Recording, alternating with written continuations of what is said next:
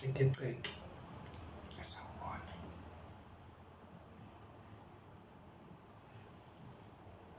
Magoma ngoku amagameni ongabiza kahle njalo.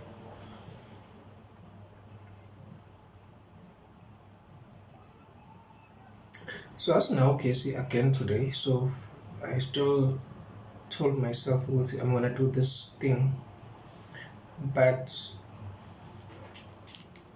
we're gonna push for probably 45 to an hour. We'll see.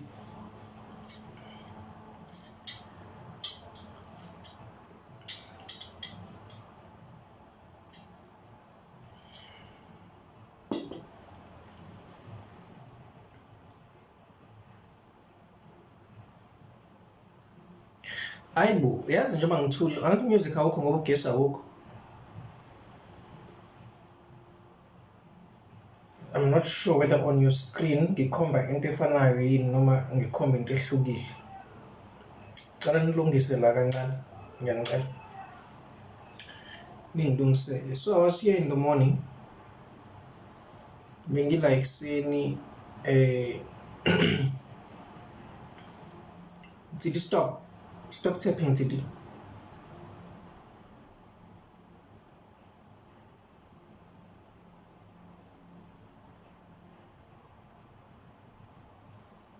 I was here in the morning.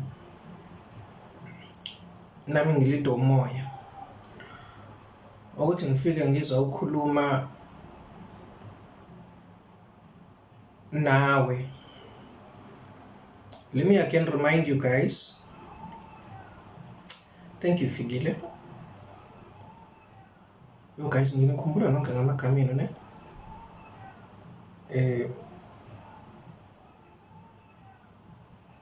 I-assignment guys is simple. If ulive ungawugcini isikhathi ku-live, don't phone me and ask me what I was telling people to do on the live. Right? Don't do that. You are abusing me when you're doing that.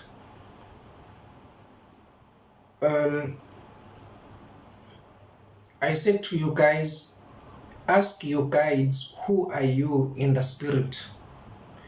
Bona bakubona ungubani, bakubona unjani. Right? Who are you? Basically, it's your ID, your identity, how your guides see you. And then I said, you guys must ensure, even if they answer you, you carry on asking them. You don't stop. Meaning that even if they show you something, ask them again the following day. Ngathi you should ask them this the entire week. Mhlawumbe is New Year on Monday. And the reason behind that is that you guys spend so much time wanting to know ama ancestors wenu ukuthi angobani bona bangobani. So if kwenzeka ukuthi you arrive late, I'm not obligated to rewind anything that I have said. Since uyazi ukuthi ngo-6 ngikhona, if ungekho wena ngo-6, do not feel the need to take me back. That one is not fair. Right? So the exercise I hope niqalile ukuyenza, and I hope i-performance yenu will not be as bad as what you guys did when I told you to go fasting. I told you to go fasting. None of you came back to engage here. None of you came back to say, I went to go. So then I will be discouraged in future to give you spiritual exercises to do. Ngachaza yonke into ngendaba ye fasting nganitshela ngathi ayiqalani niphakela abantu abadala ngachaza it made sense to you. I explained everything with the gentleness that I have, with the patience of articulating and teaching. Nonke nahamba, not a single one of you came back and said ngiyenzile ngayiqeda, this was my experience. Not a single one of you did that. Not a single one of you did that. Uku-acknowledge nje ukuthi okay ngiyenzile lento othi angiyenze ngayiqeda, it will mean a lot to me. It will encourage me in future ukuthi hayi asike siqhubeke mina nawe sicathulisane siye phambili. But if you are given a homework hamba kwenza ukuthi and then when you just keep quiet and you do not say anything, no Mangubani, you never came here or what request, and yes, you're the only one who actually requested and spoke about it ukuthi uyenzile. But at that time ngangibuza ukuthi are you guys actually still doing it now? So then the question is, out of 100 people who are ordinarily on the live, would it be a good analysis to say out of the 100 plus people on the live, 2 people will come back and say I did this, I completed it, but they still don't say what their experience was? So you and I are having a very unhealthy relationship, a very unhealthy relationship. Kuyothi bangabe soqala usuba nezinkinga ezithize base ukhana ukubuya ukuthi awumkhulu yazi wakwasitshela ukuthi asenze ukuthi konje kwenziwa kanjani, base ngiyathula nje ngiyakubuka but deep down inhliziyo yami izobithi base wena uthi nginenhliziyo base ngiyatshela ukuthi angisakhumbula ukuthi ngathini ngoba engangikusho ngangisemoyeni. But when you failed to discern and listen bese wenza lento engithe yenza. In everything that I'm asking you guys to do, I ask you to trust me, because believe it or not, I'm not gonna lead you astray. I am not. Uzokhula la ngokomoya, ukhule ngokokholo, and you are in a safe space. So the problem again is you. Now ke exercise yayizolo engithe iqaleni izolo ebusuku bangaki la mina bayenzile leyo nto. Type lapha yeke ukutap screen utype ukuthi uyenzile lento qamba amanga lapha bhala amanga akho lapho ubhala amanga quickly.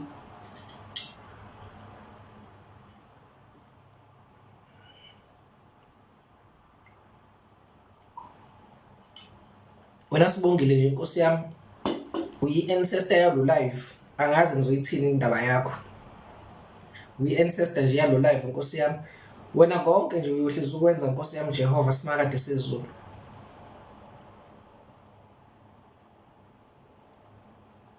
Okay, I've got 2 people who did this.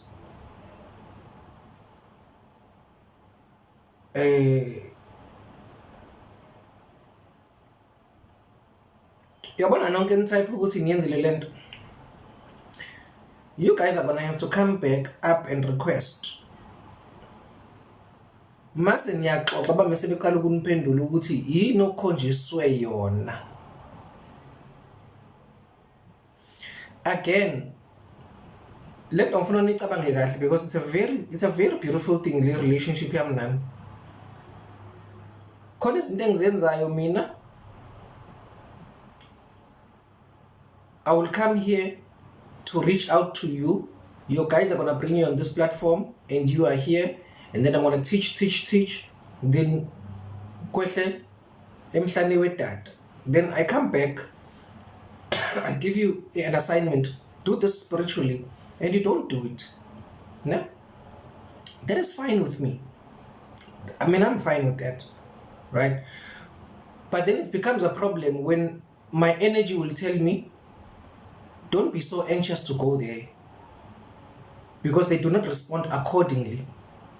That is why on Monday I didn't show up. I was like, I'm gonna chill, me no Netflix wami and whatever Showmax, I'm going to chill. Then you guys go to my DM, Mkulu Ugopi. You are the ones who are not fair. It becomes a very unhealthy relationship. Mama, okay, guys, requesting you guys a puzzle. You don't want to do that. Mama sengihamba futhi the following day uya complain ukuthi ayimkhulu shiye kabuhlungu izolo. Yayibona? There's no mutual respect between me and you, and that is a problem. Now, I need you guys to do the exercise that I gave you izolo. I said for 7 days. Ask your ancestors, phahla and pray. Ubuza idalwa zakho, ubuza ingelosi yakho, ngingubani? Who am I? And I told you guys to say, the problem is ekutheni you mangabe uphupha ugogo thizeni uyagijima uyophahla ukuthi uba wena gogo uze ngani uhlambulukile yini and so on. Mama ekufika ikhehle uyabuza uba wena mkhulu uhlambulukile yini uze ngani. But you are so interested in knowing them, you don't even know who you are. So sengithi mina hamba kuyobabuza bona ukuthi wena ungubani emehlweni abo. So you will get the correct identity of who you are. Only a fool, only a spiritual fool will not do this exercise when you've got nothing to lose but serious information to gain. Ngase ngithi kunina uyobusa uqala ke. Ubabuze ebusuku ulala. Uthonge into oyithongayo. Abanye benu bayaqala ukuniphendula after 3 days or 4 days, right? Phinde futhi. You don't stop. You don't stop. Phinde futhi. Ubabuze. Even if they're showing you, you ask them further, why did I say that? It's because omunye umuntu ngifuna ukwenza i-example ngizwenza example ngesango. Omunye umuntu waqala eyithwasa akagcinanga ekutheni ebe yithwasa. Waphinde futhi waba isangoma. Wangagcina ngokuba isangoma. Waphinde waba ugobela. Wangagcina ngokuba ugobela waphinda waba umthakathi. Okay, asikho ke lapho. But what I'm trying to say is that there's growth in spirituality. There's growth. Ngiqala le ndlela nawe iqala ngendlela abaningi la kunina saqanjelwa manga kwathiwa sinezithunywa. Hayi unesithunywa nje kufanele ukuthi uhambe uyiswe emanzini nje kuyogezwa isithunywa sakho. Iyaqala kanjalo phela le ndaba. Yaqala ngekhandla elimhlophe. Yaziqala uphuphuthanda. Today some of you are able to stop the rain. So ingakho ke ngithi ask them and don't stop, because bangakhombisa lokhu namhlanje kusasa bekukhombise lokhu kusasa bekukhombise lokhu, and indeed also they will even show you things about your life. Uvuka usitshela wena ukuthi hayi wena uphuphe kukhona izingane ezu5 usitshela hayi izingane zakho lezi bayakhombisa ifuture yakho uthi imi kanjani. Kukhona nendoda ebe nengozi nje la usitshela hayi umkhwenyana wakho nje loyo. We shall tell you. So all I'm simply saying is that when you just need to do the exercise, because really it is in your own best interest to do this exercise. Who am I in your eyes? And leyo nto ngisuseli from anywhere nina enkholwa kakhulu. Gideon lapha in the book of Judges, he was a nobody in his own eyes.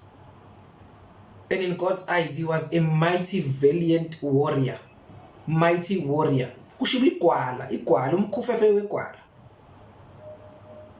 Ngiyoxoxa kahle lento kaGideon because kwathina nje la eFamily and Saints, itheme yethu comes from Gideon. A lot of people don't know that. Itheme yethu la eFamily and Saints, it comes from Gideon. It's Judges 6 and verse 8. So there was a very interesting realization about uNkulunkulu and umuntu obiziwe uNkulunkulu. So kubalekile ukuthi wena uzibuze ukuthi who are you according to God's eyes. Once wayithola futhi leyo nto leyo, we'll move to the next chapter ukuthi hayo bafaka ipressure phela ukuthi leyo nto leyo abakubona uyona ayenzeke. Ayenzeke.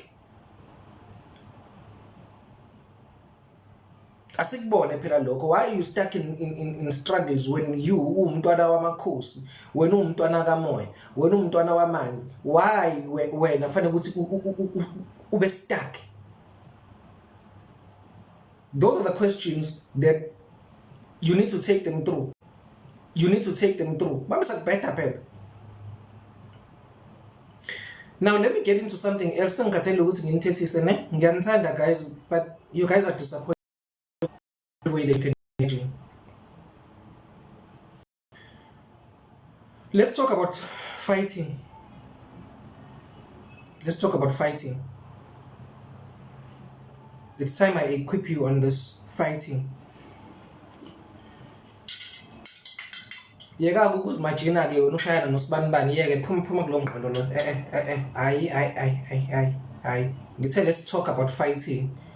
Now when are you imagining your enemy and you and your enemy fighting? Why are you doing that? Uyasibona umqondo wakho uthi unjani? How guys?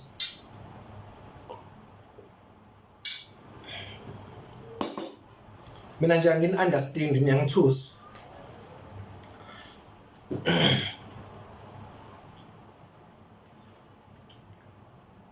I've always insisted that since you are spiritually gifted, you are going to face a lot of attacks. I've always maintained ukuthi indlela izukuba lulu uzothi usaphefumula nje kube khona nje okunomona ngenze ukuthi umuntu wakini kungenza ukuthi umakhelwane kungenza ukuthi colleague, you will always be tested in this journey of ours. And I've always said to you, uzobona nawe njengendoda ukuthi umisa kanjani. But that advice was very, very bad, very poor advice, because yona lento edala ukuthi nihambe niyofuna umpinda mshayi nina. So now it's a problem. Because uNkulunkulu said uzobona nawe njani wena base uyahamba ufuna impinda mshayi wena wenza return to sender and so on and so forth. Which is wrong. It's very wrong. Khumani nje kulo mkhuba lo, yekeni lento ya return to sender, yekeni into yes impinda mshayi yekeni bathakathi bami. Yeke. Stop. Let me give you another method to fight. Amen. Let me give you another method to fight.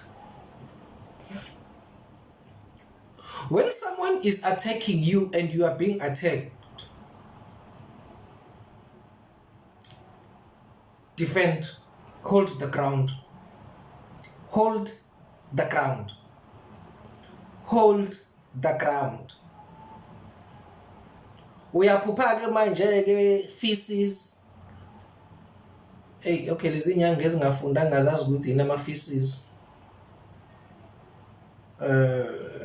Manje bahlele ewindini mame ngithi izibhalani lapho bazongabambi ke. So you are dreaming of feces. You're dreaming of nudity, right? And then you see, okay, you are under attack. What you guys do immediately, you go and you get things to send back to sender. Is that not predictable? Is that not predictable? That is why abanye befike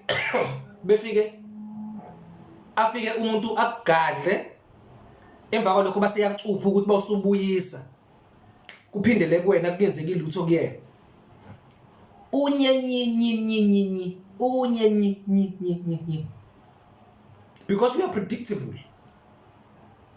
So you must stop being predictable first and foremost. Iyeke lento ka return to sender, it's not going to assist you. It's not. When you are fighting, uyena oyisusile uwena fanele kuyiqede. Uyena oyisusile wathi uyayivubela impi uyayivubela attack. Hold your ground. Hold your ground. Uyavika, but do not attack. Do not attack. Ngithembeni and angisoze nganilahlekisa. Do not attack. Lo muntu uyak-attack, vika, but do not attack. Yabo, the more uvika, the more attacker yena, the more vika wena, the more ikhathala yena. Angizwa. The more when uvika, You are protecting yourself, right? Uyayichitha lento leya oshawa ngayo. The more yena attack and the more you proceed uqhubeka wena uvika, the more yena ekhathala. Zonke izinto zidinga energy, zonke izinto zidinga patience, zonke izinto zidinga intshisekelo. So ngalesikhathi uvika wena, yena uyagadla yena, wena uyavika. Lento afuna ukuthi yenzeke kuwena ayenzeki. Kwenzakalani kuyena psychologically? Bona kuphela 2 weeks 3 weeks abona daya yikho lento. Aqale be discouraged. Eqale be discouraged. Aqale ba eqale, yes, I said learn the art of war. Yabo eqale be discouraged, eqale be discouraged. Uvikile. Umyeke.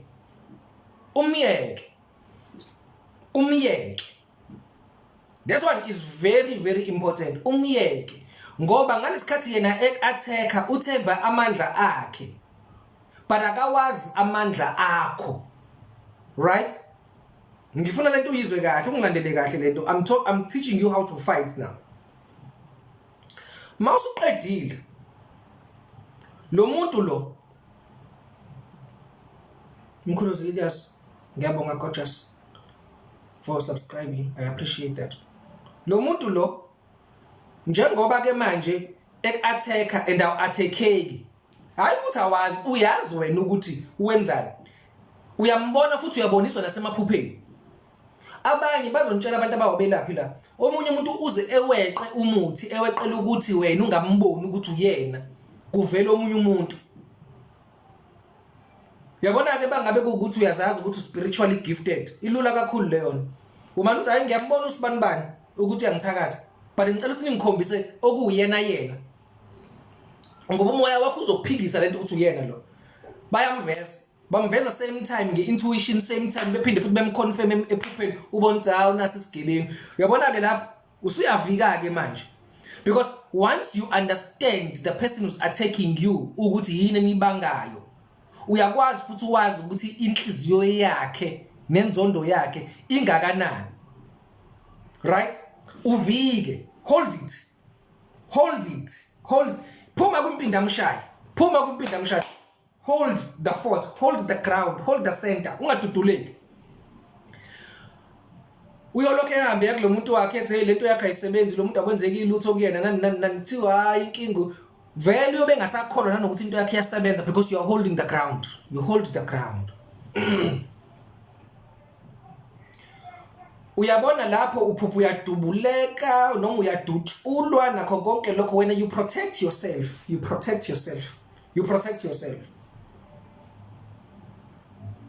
Uvike, hold the ground. Lokho uvikile. Abase lesilima siyakhathala ukugadla kuwena. Akhathala. Abe discouraged because imphumela akayiboni. Bawususuka emva kwalokho. You then say to your guides now, show me what that person was using. Information, knowledge is power. It's a very powerful currency, information. Show me ukuthi ubesebenzisana lo muntu. And you make sure ukuthi you never use what they used.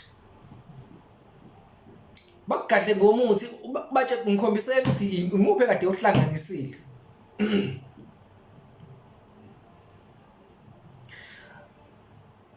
When I get a client here, ubona ukuthi lo muntu lona udiniwe, lo muntu sebedilile naye.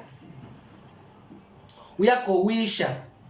Ngendlela agowisha ngakhona, they are ready to die and they are ready to fight. Base ngithi ehlisa umoya, don't fight. Awehlisa umoya. Asike simdedele eqhubeke ekuthakathe. Awuvike nje wena. Uyagadla, awuvike nje. Vika. Vika. Uyabona ibhlungu ke lento yokwehlisa umoya. My guides taught me that in a very painful way. Hayi angena impela ama attacks kodwa kuthi ungenzi nix. Wait. Ungenzi nix. Uyabona ke, I always then say to abantu abeze kimi, you must never fight fire with fire. That is stupidity. usungazi uzincome nje uzenza into enkulu. Mina I fight fire with fire mina I meet you halfway. Singahlangana emkhathini nangaphansi kwamanzi head on. It's because you are stupid. It's because you do not understand warfare. And you are certainly not a strategic person. You must never fight fire with fire. That is stupidity. Lo muntu uyena ofike waqala umlilo. Uready ukuthi nawe uzowubasa umlilo. Why are you then being predictable? You fight fire with water. The only thing eshaya umlilo amanzi. Awukwazi ke wena. Ngizongangizwa ngoba ngeke ngize ngithi go deep on this one. Awukwazi wena uthi umuntu egadle ngomuthi wena basugadla ngomuthi nawe. That is stupidity. Don't do that. It's not going to help you in any spiritual fight that you get into. Yebo bakusukelile siyavuma. Nalo ozazi ukuthi umuthi awusebenzi kuyena naye useyawusebenzisa ngoba nakhe efuna impindi amshaya efuna izinto siphindele emuva. That is stupidity. That is stupidity. Uyazi omunye bamgadla ngomuthi wahamba wayolanda umuthi naye we into ngaphakathi kuyena iyasho ukuthi ayi lento yenza ayizukusebenza lento le. Isitha sakhe siyajabula la esikhona ngoba simgadla ngomuthi ngoba vele isitha sijwayele ukwenzani ukusebenzisa umuthi. Yazi wathi umqondo ubuya kulomuntu lo wenza into esimple encane nje. Wathi hayi Jehova sengikhathele manje ngicela ungisize ngicela ungenelele prayer. Wamshaya wambhanqa ngeindonga nje ngeprayer which was less than 5 minutes. Akade estima akade enza zonke izinto lana egquma ekhwifa enza zonke lezi zinto lezi echatha nithini ukupeyita lapha egoli enza zonke lezi zinto le wamshaya ngomkhuleko which was less than 5 minutes duration. Lona eza ngomuthi la kwana khona lokhu cha umuthi awumsebenzeni wenza into simple. It was a simple prayer. Ushaya ginqina nemoto leyanto. Bekuyimpindi amshaya futhi kwayona le. But it was not coming from your mouth. Another thing ekumele ukuthi mawuyifunda uyibambe. You need to see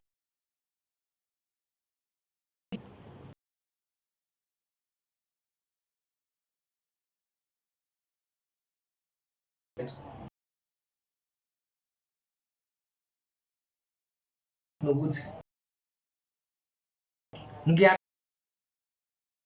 ngingene kulempi into a battle the absent uthembeni ibackup yakhe iqhamuka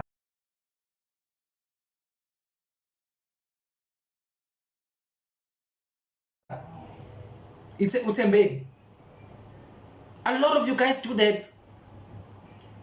You react emotionally towards izinto zakamoya. And remember also, because lefane ukuthi uyizwe nje, remember also ukuthi ezinye izinto uvele kumele ukuthi mawungene kuzona, those trials, those tribulations, leyo thakathment sizothi wena ume lapho ukwazi ukulaphana uhlulekile ukuzilapha wena ngalesikhathi wena kade bekuthakatha.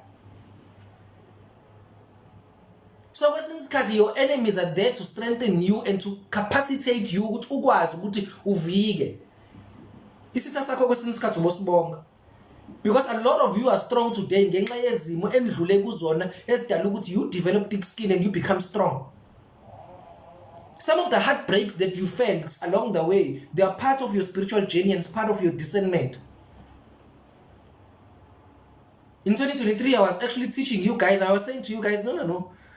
One of the things that mina nawe make a mistake about, ile nto ka love. Ancestors don't give a damn about emotions. They don't. Yabona nje bawusa lapho nje ukuthi how you feel, this is how you feel, this is what you feel. Your ancestors they don't give a damn about your feelings. Emotions. That is non-existent. They want results. Yingakho bangabubo ilawona khona futhi ukuthi most of the time people who are chosen for you to be in your life ubobona ukuthi awubathandi kahle. Ubabona. Hello Kanya. Ubabona ukuthi most of the people who are brought by ancestors in your life. Obathandi. First glance, you object. Uthi we lo, njengoba kanje. Saba ngathi abantu abadala bayabheda bayazi into abayenzayo. Whether it's a healer, whether it's a lover, a lifetime partner, you'll have an objection njengalo muntu. Your first reaction kumuntu osuka leso abantu abadala is always a negative one. You never immediately celebrate. Ubona with time uthi oh iyazi yabona abantu abadala bayayazi into abayenzayo. But initially no, you'll reject that. It's because they don't care about your emotions. They care about the duty at hand.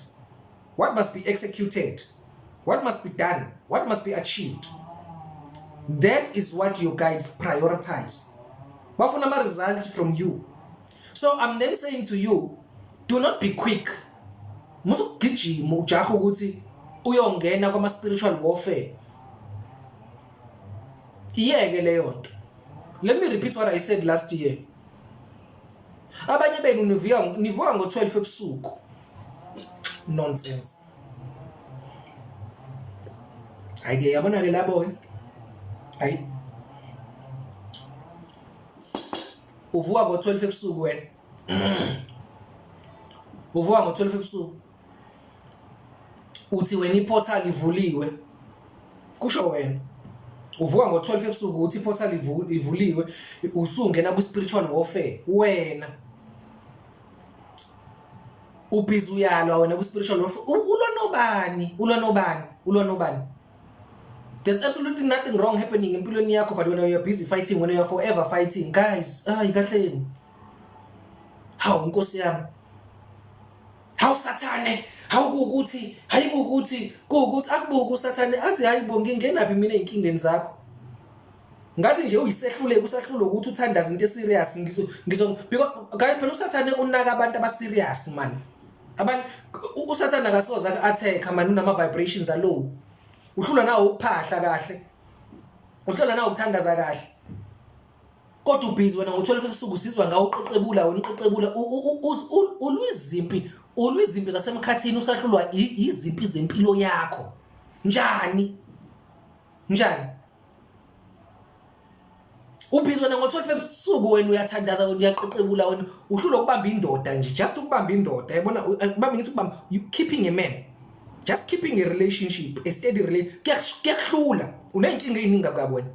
Unenkinga. Uhlulwa nje ukubamba nje i-relationship solid uyibambe. Kufike ama thize nama storms e-relationship, uyibambe i-relationship. Uhlulwa ukubamba i-relationship ucabanga ukuthi ungabamba impi yasemkhathini. Njani. Hayi guys, umsana ukuganga nina. Yazi nesikhathi sokuganga nina niyadlala nina. Niyadlala. You've got time for jokes nina. How? Yafika intombazane yakuthi phahla ngesichitho, yathi phahla yathatha indoda yakho, yabaleka nendoda yakho, yabaleka intombazane nendoda yakho ukhona wena kodwa uhlezi uvuka ngo-12 ebusuku. Uyathandaza ebusuku ku spiritual warfare ngo-12 ebusuku wena. Yini lento yenza ngo-12 ebusuku ngoba uyahluleka ukuyenza emini. Nansi indoda ihambile. Mangabe indoda ikubuka iyacasuka indoda ikunyanya indoda kodwa uyavuka ngo-12 ebusuku wena. Shandara bashika rababo botha fire. In Jesus' name, in God's name, how Jesu, hayi ngiyanwa, ngiyayilwa impika Sathane, ngiyayilwisa impika Sathane, ulwisa impika Sathane, nathi ulwisa impika Sathane. Impika Sathane lo uyilwayo uyalwa. Uthi wena ulwa namademoni, uhlulwa intombazane lekuthathela indoda yakhe. Ihambile indoda. Uhlulwa intombazane. Why the hell are you waking up at midnight? Because clearly whatever you're doing is useless. Uhlulwa izinto ezilingana nawe.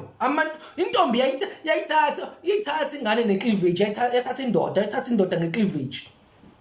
Imagine njengamanje indoda yakho na amabhubs icleavage. Ugela ushaya woman on top. Le nkunzimalanga le la kena imshaya lana uboyfriend wakhe akacabangi nanokucabanga njengoba emshaya njengamabele kanjena nje ingqondo yanyaka kanjena nje ingqondo yanyaka. Ayakacabangi wena ubhizi uvuka ngo-12 ebusuku ulwimpika Sathane doti. Ukuthi ubani owak-recruiter ukuthi ulwe impi uthi ulwisa usathane noma ulwisa ingelosi noma ulwisa ini, you are so busy occupied ubhizi ulwa lezi zimpi lezi ziyakhalela wena la emhlabeni ziyakhalela wena ziyakhalela.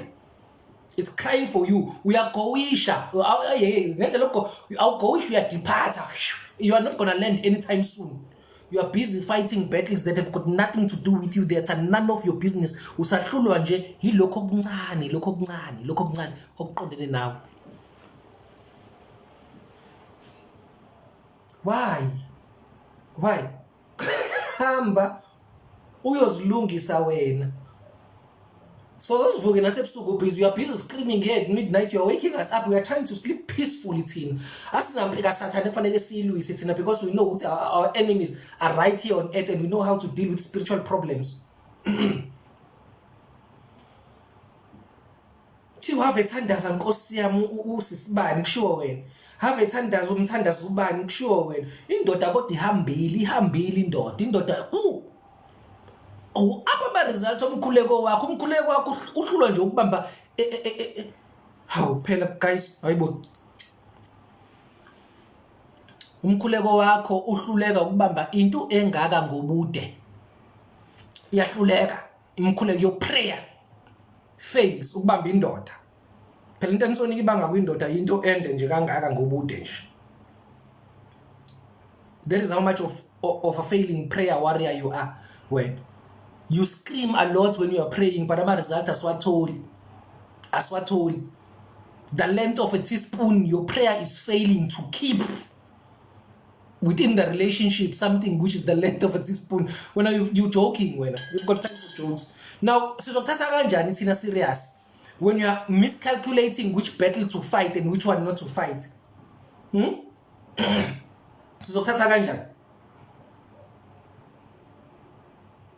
Uzufike nje wena uthi hey yazi Nkosi yami wazoba ngilinga usathane esukuma usathane ekhuza ibudget Jehova ngicela ukhuza ingane yakho esho wena usathane ethi usathane Jehova ngicela ukhuza ingane yakho iyangisukela ihlulwa usine izothi mina angithi phela you guys do blame shifting uyamsaba usine lapho usine uthathile indoda and njengoba usine eyithathile le ndoda le bayoxoxa ukuthi i maintenance yomntwana izobe kumali usine o advisor indoda yakho ukuthi i maintenance yomntwana ekufanele ukuthi ize kuwena kuzobe umalini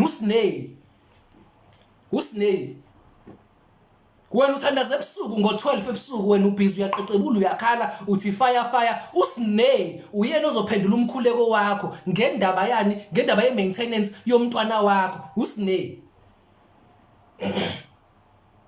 sukela usathane la uyamsaba usine wena. Why usaba usine ukuthathela indoda ngomuthi fanele singakhohlisani. You've got a vagina, Sine's got a vagina.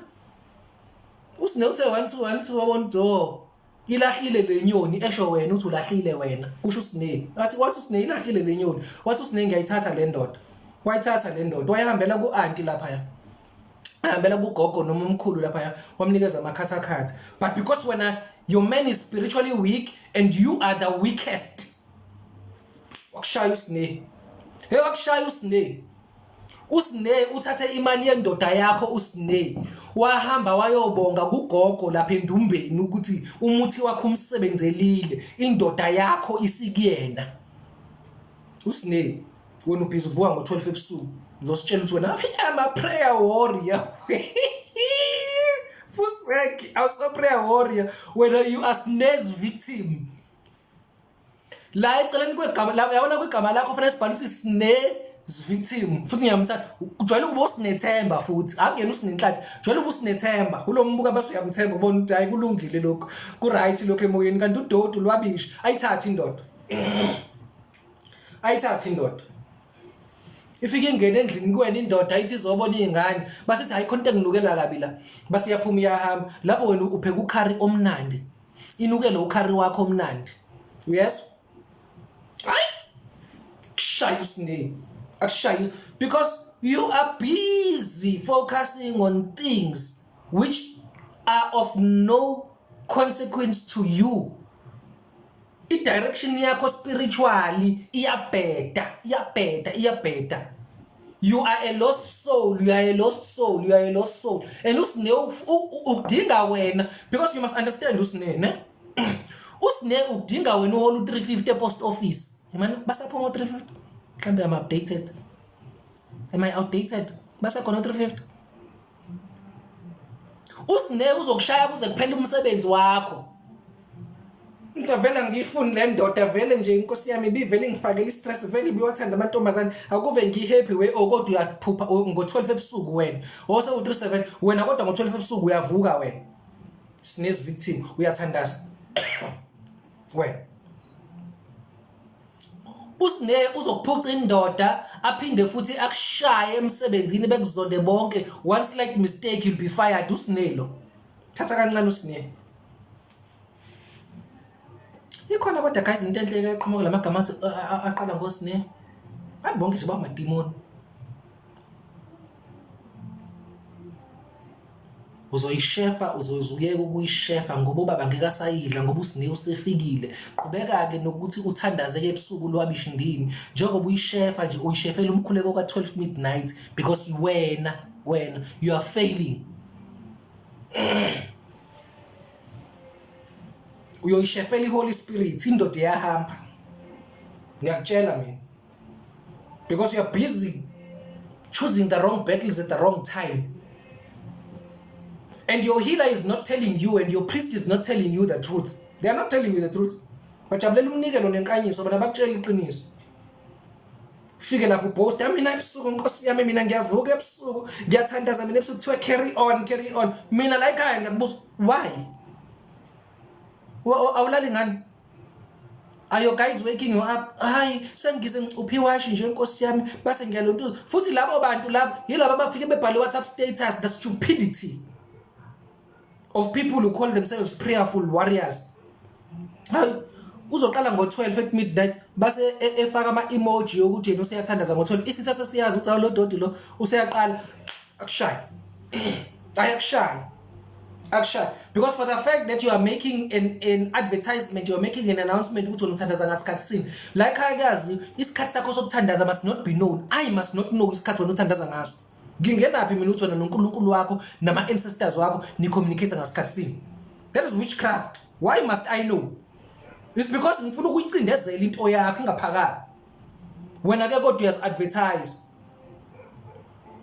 baxakeka abantu abadala bangabusa ukhala lapha yana kubona ukuthandaza base emva kwalokho ke base uyakhala ke inkosi yami ukhali base beyaqhamuka omkhulu thango beqambela amanga bethi hayi no ukuphakama isithunywa cry kuphakama isithunywa akosithunywa esiphakamayo lafu useke ukhaliswa ukuthi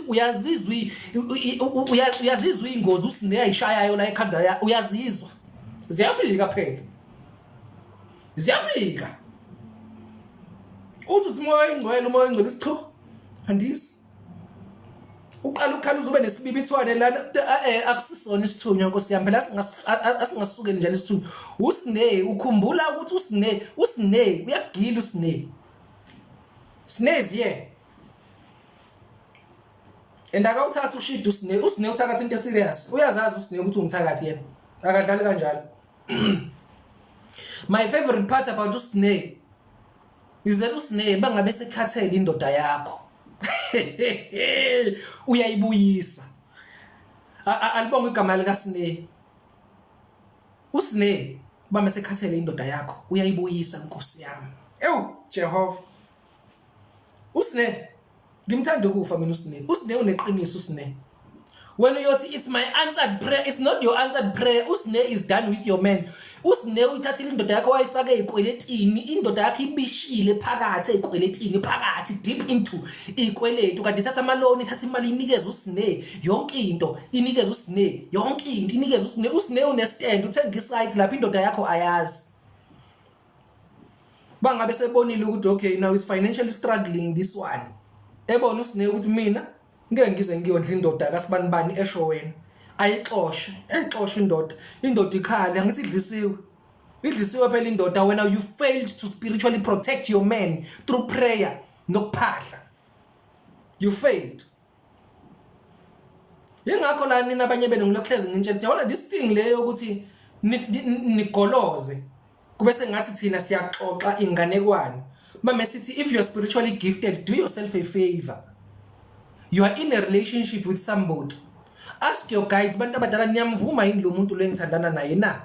Right? And then your guides are going to respond. Base uyamtshela usibani bani uthi lalela wena. Wozongikhunga because ngihamba nabantu abadala. Ayikho into ebuhlungu njengokuthi kuqhamuka umuntu kazana nje akuthathele indoda and your guides they clap their hands out of relief. Hey, awungizwa. Hey, awungizwa. Kuqhamuka umuntu wazi uhamba namakhosi wena. Uhamba nesithunyo saphezulu wena. Hey, kuqhamuke nje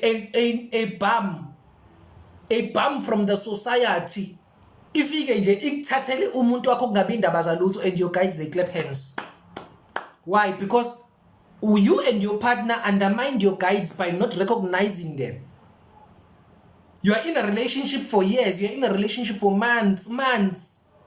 And idalwa sikhungiwe lapha. Now how do you go uyocela ifavor yokuthi relationship yakho iprotectwe? Iwona lama guides eningawakhunganga. Make it make sense to me so I learn something new. Angazi manje yayizwa lento engiyishoyo. You are being njengamanje. You are in a relationship.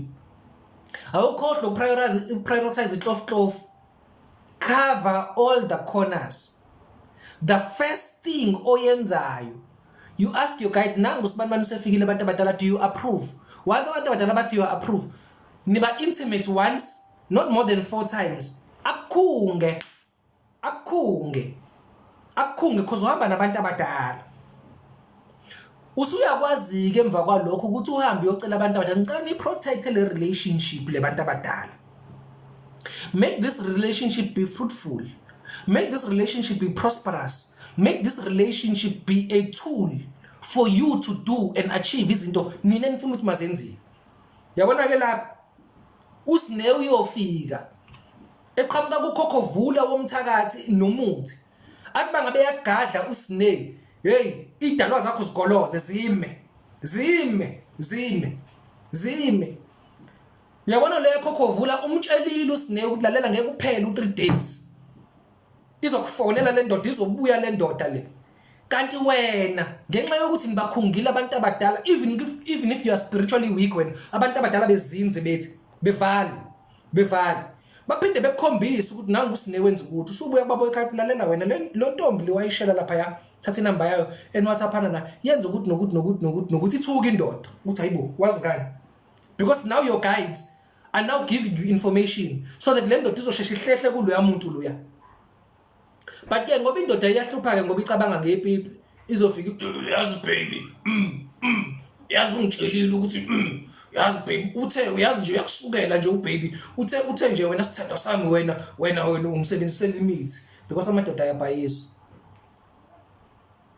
Usine futhi ngeke azaphendula nokuphendula, uzothi come love, come sithando sami, come uzosho njalo nje usine is very focused, uyayazi agenda yakhe. Ngeke aphike usine, ngeke avuma usine, uzothi come, I'm coming.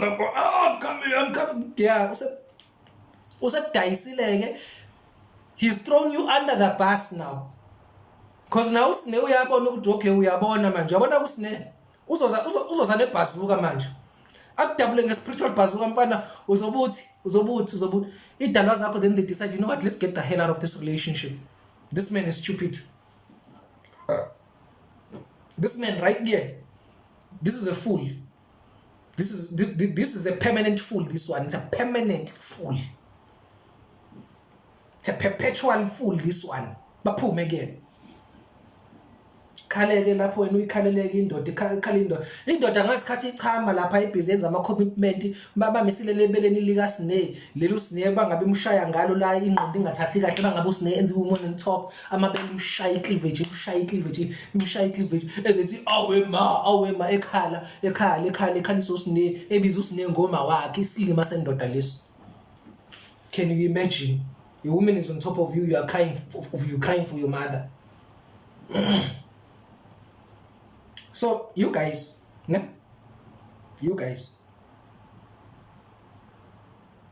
Be the prayer warrior that you are supposed to be. Be the prayer warrior that you are supposed to be. Be so elevated in spirit that izinto zibona zisenzeka ngokwelika moya before zenzeke kwa physical. And you are able to engage. Yabona ke lento engagement is very yabona le engagement iyanhlula guys kanti akuvi ibalekile. Le engagement ibalekile. Yazi ungakhonjiswa manje kuthiwa yazi usibanibani uzoba nengozi yemoto. Uzoba nje nengozi yemoto. Ukhonjiswa usibanibani uzoba nengozi yemoto. Hey, you can fight that. Uma ngenyawo wena usho no over my dead body. You can't do that. Nikwenzelani lokho?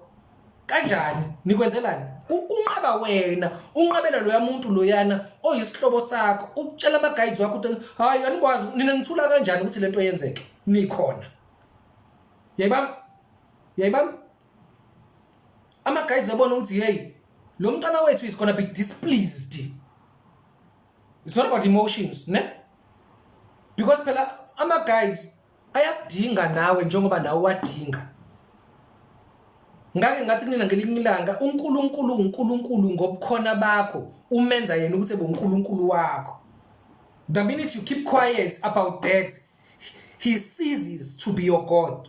Right? So ngokunjalo ke nezidalwa zakho, your ancestors, they remain relevant ngokuthi wena ube khona ngenxa yokuthi igazi labo lihamba emathambeni akho. So nawe uyakwazi ukuthi ulwe. So uma ngabe usufika ke la kulezi zinto zama spiritual warfare that you are busy engaging yourself with, stop making a mistake of thinking that everything is just automatic. But stop going around starting wars which are unnecessary. But the most important thing also, do me a favor. Ngicela uyivale imbobo yophuthu. Hey. Ivale imbobo ye rice, ivale imbobo ye stampu, ivale imbobo yophuthu, ivale. 90% of you have encountered problems. Unebididiba.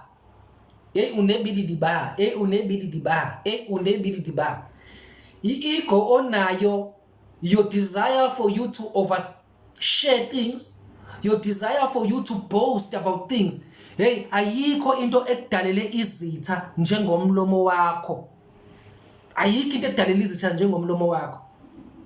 And you are just never learning the lesson.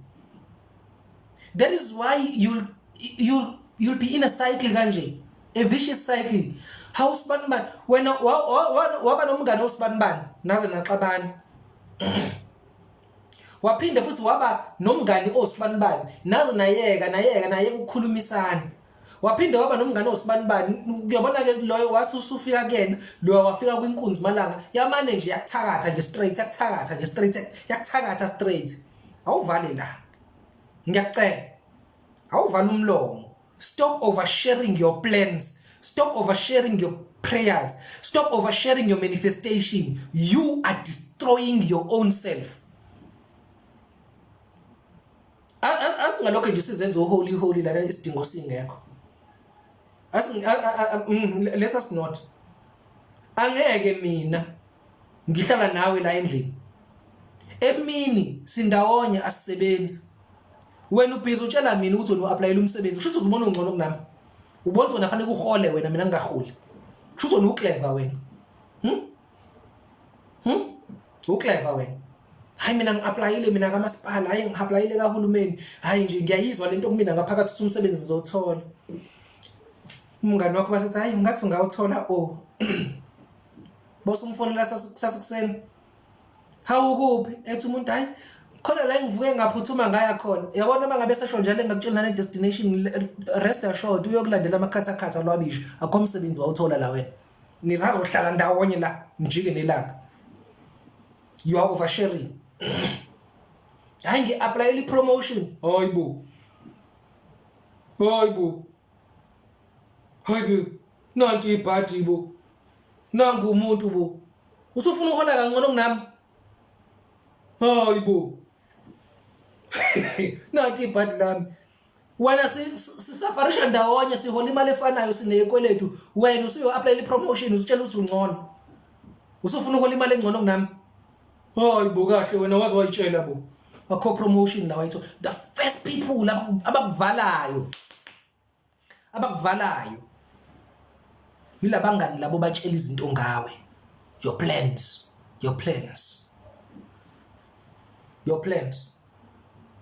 nina njengabantu bakamoya vele akufanele ngabe nje nabantu be-association vele so angazi if ukuthi une-association ukuthi yini kahle inkinga yakho. We are meant Tina to live a life of solitude. It's a lonely, painful life. If kuguti you are not in sync with yourself, it becomes very lonely. The reason why you are supposed to be on your own is so that your guides, nengelosi yako, they spend quality time with you. Hambile namhlanje mathi ndisubengise le Pavilion. Yo, ngafike ngagula lapha ngithi abantu abadala bathi what are you doing here? Get the hell out of here. Phuma la, hamba la. What are you doing? Ngihamba ngolala emotweni. I've got overwhelmed. Kugcwele abantu baholile. Kugcwele.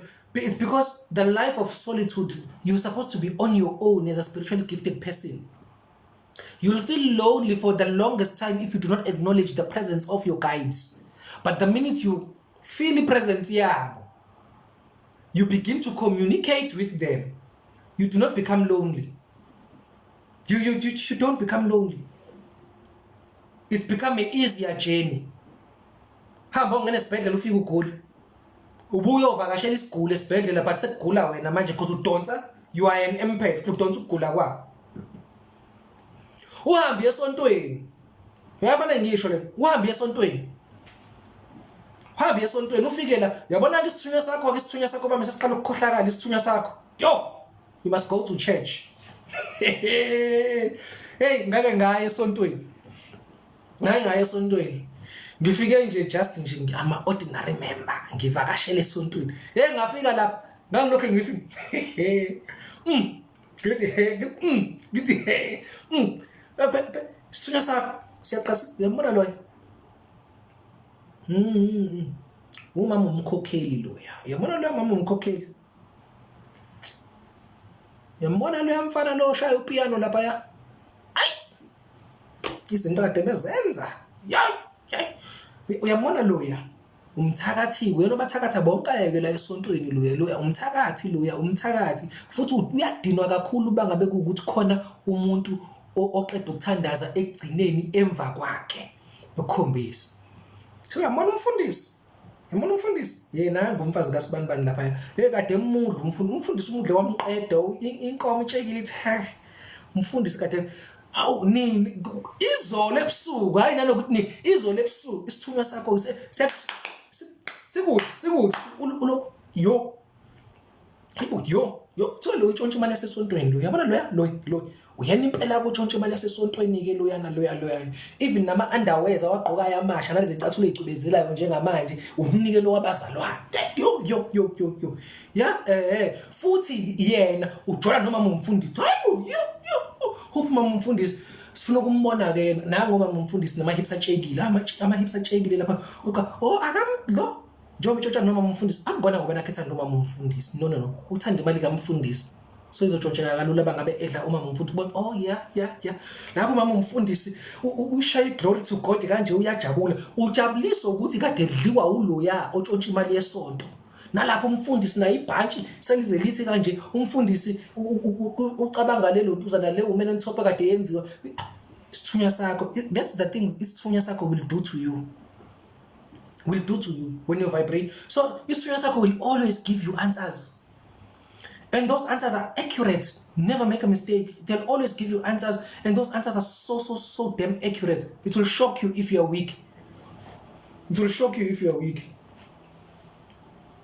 Abanye benu la hey ngoba kufika indoda yakho kuwena izokuvakashela izokucheck qokile nuka kahle shay colony nuka grand indoda yakho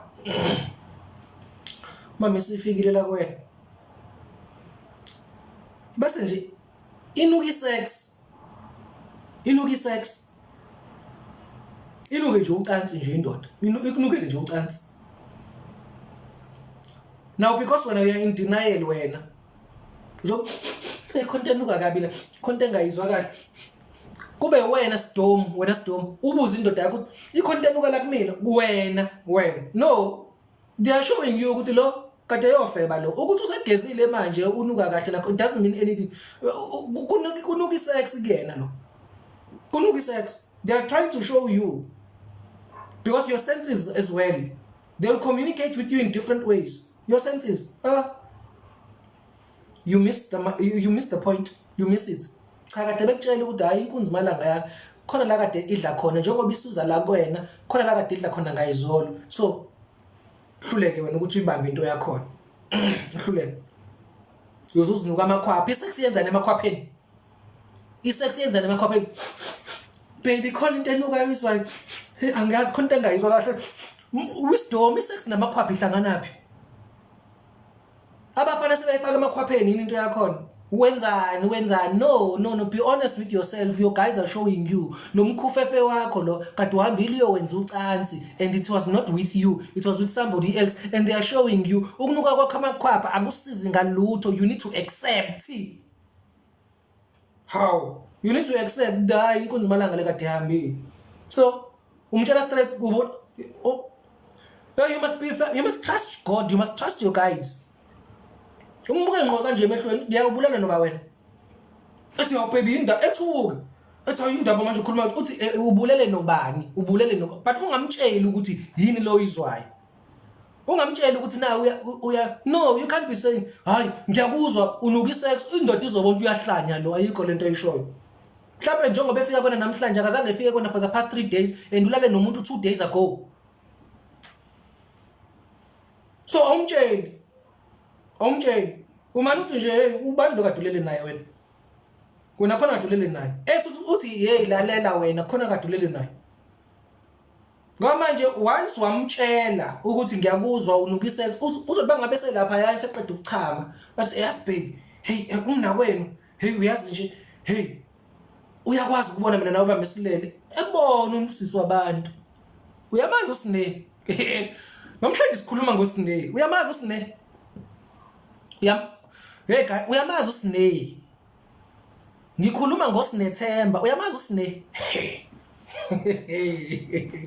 Hayi usinenhlanhla kananhlanhla uyayihluphekela nje Nkosi yami. Ngikhuluma ngoSinethemba mina, uyamazi usine. Usine yabona ukuthi hayi you know what? This is a waste of time. Let me deal with this woman once and for all. So guys, everybody please type F1 quickly. F1. Thank you. I hate it when TikTok does this. Learning type F1 lap, F1 quickly. Just once, it's gonna be okay. So you guys basically ignore all the signs, all the spiritual signs which are given to you by ama guides way, you know. Bezama ukunikhombisa izinto ezithize. You must be able to accept, internalize, and comprehend the method which your guides so choose to communicate with you, right? Okokuqala, okay, ngicela ukuchecka la guys, ungitshela ukuthi ugesa wakho ne? Okay, 16%. Okokuqala, ikhona indlela ama guides akho that they prefer to communicate with you, right? Mase kuba khona indlela which when you prefer them to talk to you.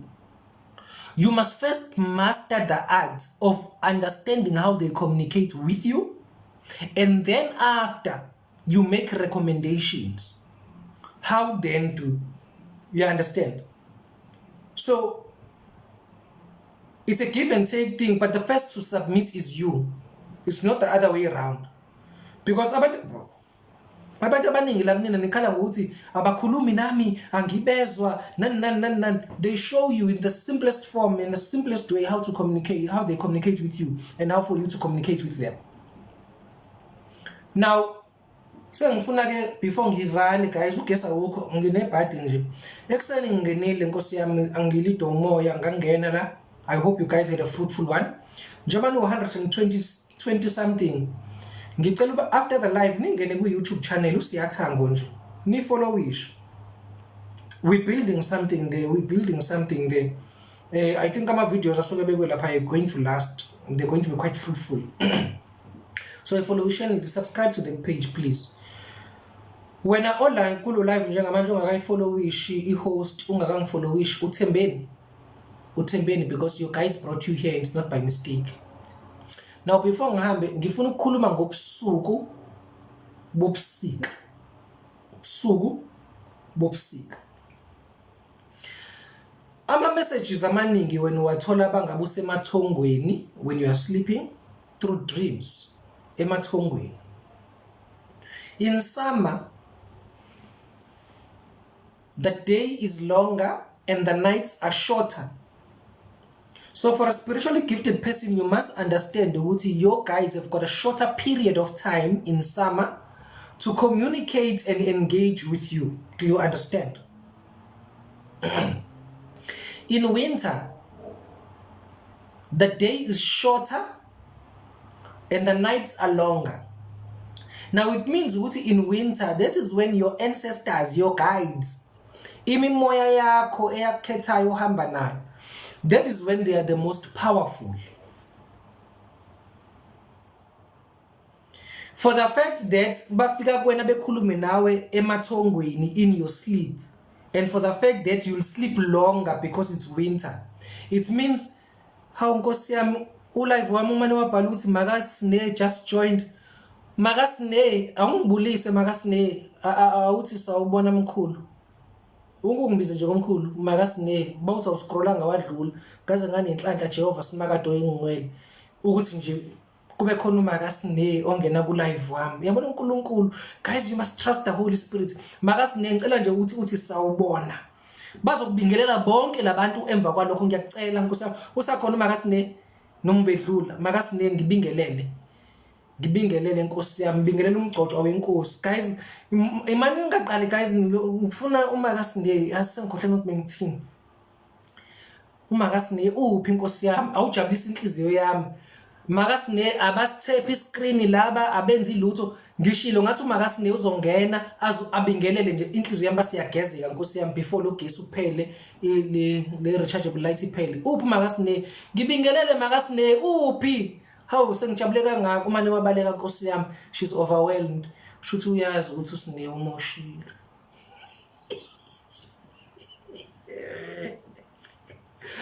Well guys, yes, ngibingelela ukuthi spiritually gifted yathusa le because abantu utshela ukuthi ufuna ukutshela indaba zakho.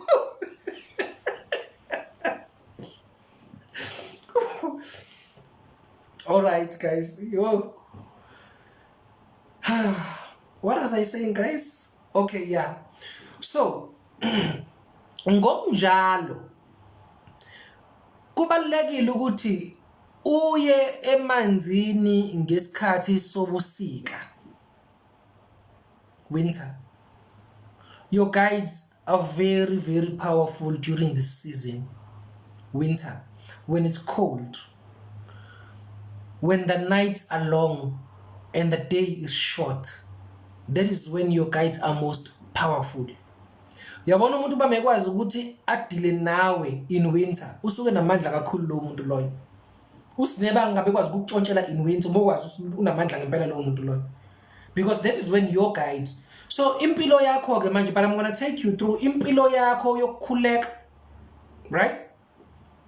Impilo yakho yokuthandaza, impilo yakho yokuphahla, impilo yakho yokuyentabeni, impilo yakho yokuyemanzini is very important now more than ever njengoba sekuqala iwinter, right? Fanele ukuthi uyibambeke le nto ungayidedeli. You will have more dreams, longer dreams. Most of those dreams you might even forget. I think 80% all over popular because the night is so long and the information which is being downloaded to you iningi ngalendlela eqalile, right? So ibambele manje ngenxa yokuthi manje sinenkinga. Okay, it's getting dark. Sinenkinga, amanzi anwafuni, amanzi niyawasaba. Yingakho phela unugeza once a day because amanzi awafuni. Amanzi awafuni. Khona umunye kade ngibona video yakhe ethi no ugeze kabili in summer twice And manje njengoba kuyi-winter nje ucabanga ukuthi uzothatha kuleza insuku leziyana yabona leza insuku. It was a very beautiful joke but sidala ukuthi ngicabange nina ngoba anithanda ukugeza nina anwafuna amanzi. So I'm saying to you, it's going to be the ideal time for you in winter ukuthi uze emanzini. That's when your guides are most powerful. And ngesikhathi esinyisa ngase emanzini, it will be more beneficial to you and your guides ukuthi nihanjiswe ngathi lesi. Then amathongo akho, you would spend more time with your guides, which is also very beautiful. I'm gonna see you tomorrow. Again, ngize ngicomment indaba yasekuseni. I-commitment will always be at 666. Take my number on the bio, book the private consultation. Let's see what your guides say about you and your life, and then we take it from there. Let's see what your guides say about your spiritual journey. Let's see what's the foundation of your problem, the root cause of your problem. Kebisana makhanda abantu abami. Basa ninamukela isibusiso. Ukuthula kaNkulunkulu okuqonda konke makube seyinhlizweni zenu naseyingqondweni zenu. Masuthi umusa weNkosi yethu Jesu Kristu, uthando lukaNkulunkulu Baba, ubudlelwano kaMoya Oyingcwele nezibusiso ezivela kuyidalwa zenu ezihlambulukile makwehlele kunina manje naphakade. Amen. Love you guys. Nilale kahle. Thanini amen lapho, and then I'm gone. Follow the host, guys. Follow the host. You'll see me tomorrow at 6 p.m. Ngilindele ukuthi nitype amen. Sengiyahamba man. Sengihambile. There's no song, there's no electricity, and this rechargeable light is. Ngiyanithanda ke nibe